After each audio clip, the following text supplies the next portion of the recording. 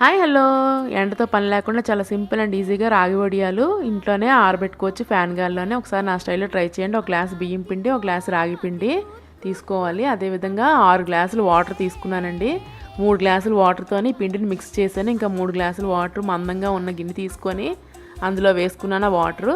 కొద్దిగా ఉప్పు సరిపడా, కొద్దిగా చిల్లీ ఫ్లేక్స్, కొద్దిగా జీలకర్ర వేసి రోలింగ్ బాయిల్ అవ్వాలండి వాటరు. మూత తీసిన తర్వాత ఈ మిక్స్ చేసిన పిండిని చపాతీ కర్ర ఉంటుంది కదండి, దాంతో మిక్స్ చేయాలి. ఒక హాఫ్ అన్ అవర్ పడుతుందండి కుక్ అవ్వడానికి. తిప్పుతూ చేస్తూ ఉండాలి ఉండలు కట్టకుండా. లాస్ట్లోని ఈ కర్ర అనేది ఇలా నిలబడితే కుక్ అయిపోయినట్టేనండి దానికి అర్థం. ఈజీగా టిప్స్ అనేవి చెప్పాను నేను ఇందులోని, దాన్ని ఫాలో అవ్వండి. జంతికలు గొట్టంలో తీసుకొని మీకు నచ్చిన షేప్లో వేసుకున్నామంటే 3 డేస్లోనే ఆరిపోతాయండి రాగి వడియాలు. ఒకసారి నా స్టైల్లో ట్రై చేయండి. ఆయిల్ బాగా మరిగిన తర్వాత ఇవి చూసారా ఎంత పెద్దగా పొంగాయో, ఎంత బాగున్నదో. ఆయిల్ కూడా పీల్చదండి. ఒకసారి ట్రై చేయండి. Okay, bye.